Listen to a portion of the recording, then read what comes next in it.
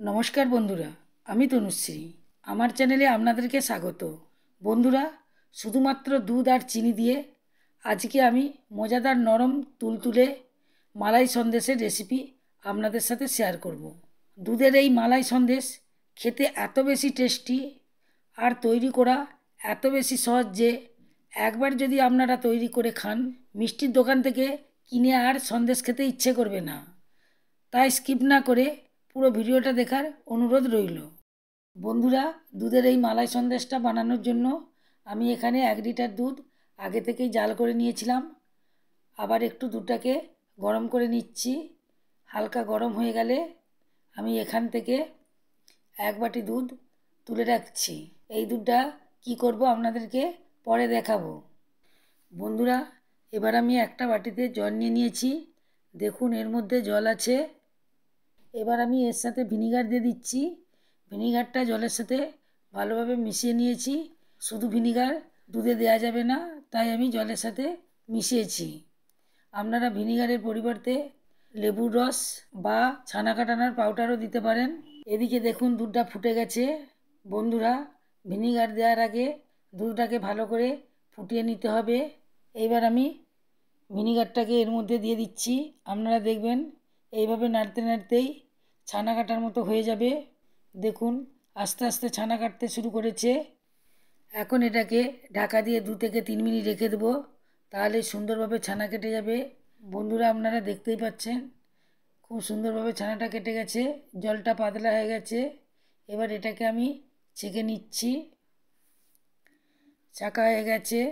বন্ধুরা, এখানে আপনারা ছানার জলটা ফেলবেন না, যে কোনো তরকারিতে দিয়ে দেবেন। বন্ধুরা, এবার আমি ছানাটাকে বেশ খানিকটা জল দিয়ে ধুয়ে নিচ্ছি।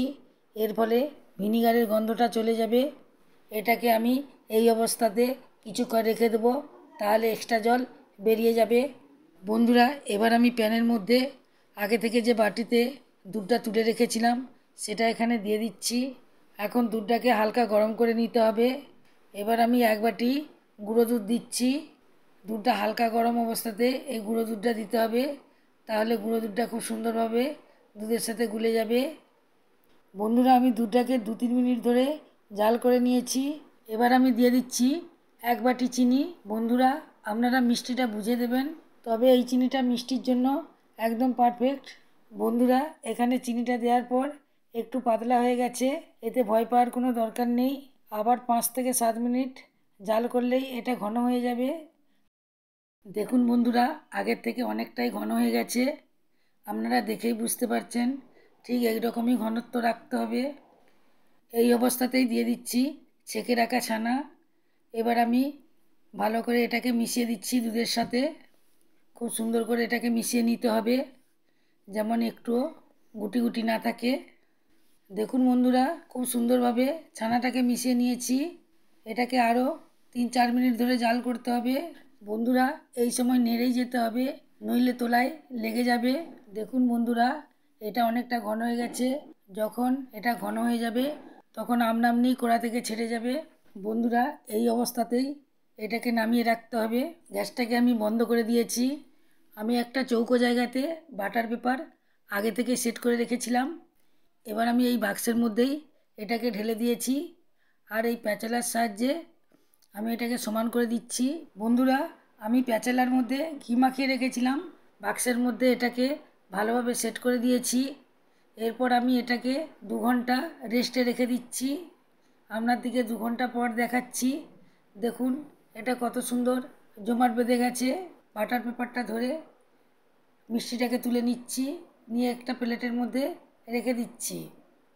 এবার একটা চাকু নিয়েছি, এবার চাকুর সাহায্যে এটাকে কেটে নিচ্ছি। বন্ধুরা, দুধের এই মালাই সন্দেশটিকে আমি চৌকো শেপে কেটে নিচ্ছি। এবার আমি একটা প্লেটের মধ্যে রেখে দিচ্ছি। দেখুন বন্ধুরা, মালাই সন্দেশগুলি দেখতে কত সুন্দর হয়েছে। বন্ধুরা, দোকানের চাইতেও বাড়িতে বানানো এই মালাই সন্দেশটি খেতে বেশি ভালো লাগে। এবার আমি সাজানোর জন্য এখানে কিছু ড্রাই ফ্রুট দিয়ে দিচ্ছি, এতে মালাই সন্দেশটি দেখতে আরও সুন্দর লাগে। বন্ধুরা, কেউ দেখে বুঝতেই পারবে না এই মালাই সন্দেশটি বাড়িতে বানানো হয়েছে। এই সন্দেশটি এত নরম তুলতুলে হয় যে মুখে দিলেই মিলিয়ে যাবে। আপনারা বানিয়ে একবার অবশ্যই খাবেন। আশা করি আজকের মালাই সন্দেশের রেসিপি আপনাদেরকে খুবই ভালো লেগেছে।